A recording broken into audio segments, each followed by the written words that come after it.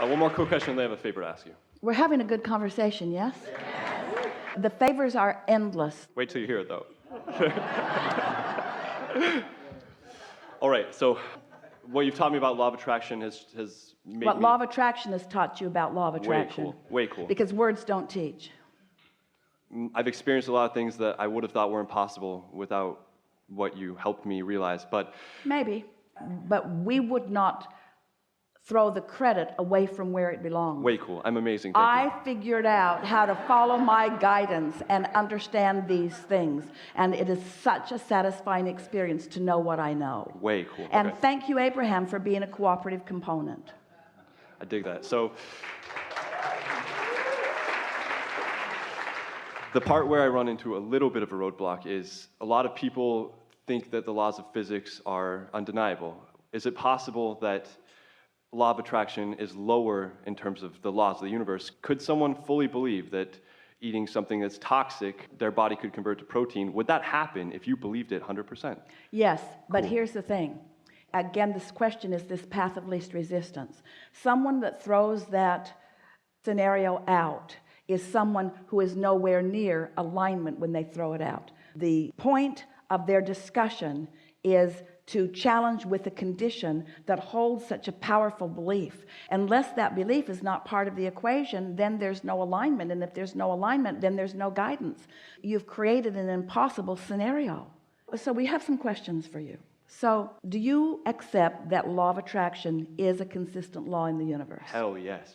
Do you acknowledge that the larger part of you is in complete understanding of that? Yes.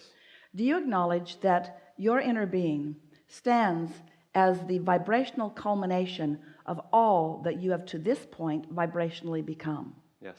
Do you believe that law of attraction is responding to that vibrational point of attraction? Yes. Can you feel a powerful calling in the evolution of that which is you? In other words, that vibrational state of being, do you accept that it is becoming? Yes. Can you feel when you are relaxed and allowing the rest of you to go along with it? Yes. Can you feel when you found something, some reason, maybe that formerly felt valid, that you are using as your excuse not to go along with it? Yes.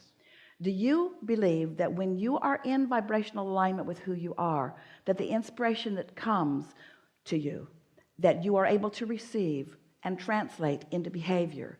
Do you believe that it would be for the purpose of satisfying everything that you want? Yes.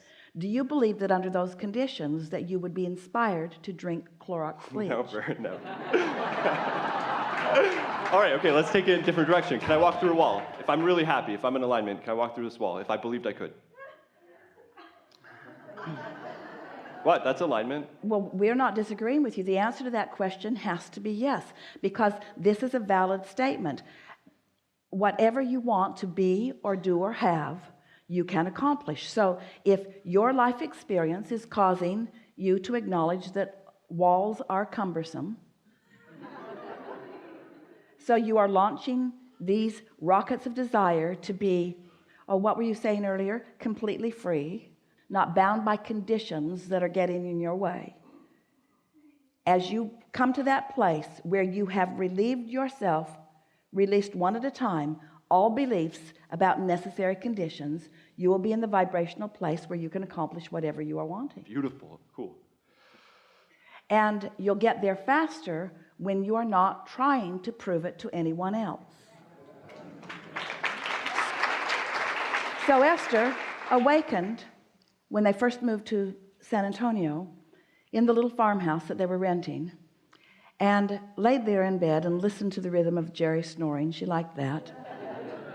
And acknowledged what a wonderful life she was living and how really good she felt in this moment. And then she heard someone coming up the driveway. This was a long farm road, and it was a gravel driveway, and she could hear footprints coming up the driveway.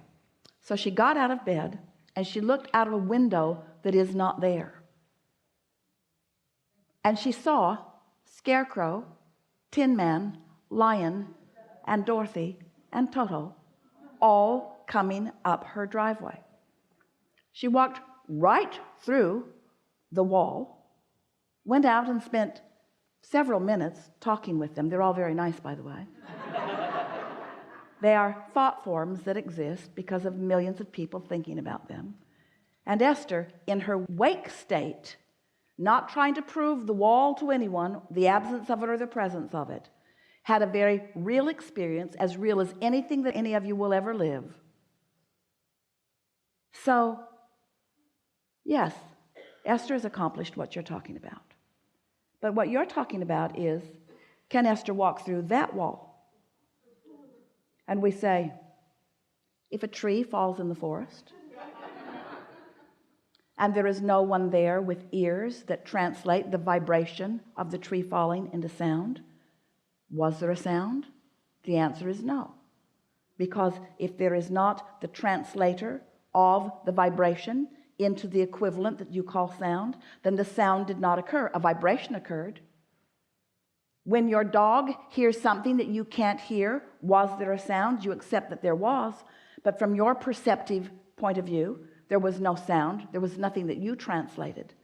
And so what is required for satisfaction in this conversation is that you leave everybody else out of the equation, that you accept the knowledge of your inner being, that you look for alignment every step that you can find it, and accomplish it again and again and again, and then show yourself what you're able to accomplish that is outside the normality of what physical humans are accomplishing. And that's why unconditional love, unconditional alignment is so advantageous to you, because when you tie what everyone else is ready and willing to accept, you limit your ability to move forward.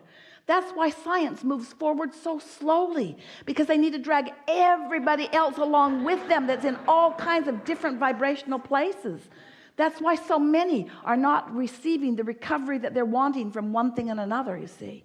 You have to set yourself free of the conditions that bind you, and that includes what everybody else is thinking about every other thing. And when you make first, most, and last, and always your relationship with what your inner being knows about this, and this, and this, and this, you'll be doing some things that are really satisfying to you. Just don't need others to look on to validate it, which is what this entire day has been about. When you're looking for the validation from your alignment with who you are free and invincible and the creator that you came here to be. When you need others to confirm or affirm or defend or justify or even understand, then you throw resistance onto your trail. You don't line up with who you really are. You have a less than satisfying experience, and you resent them for their backwardness. That was perfect. Thank you. Yeah. Really good.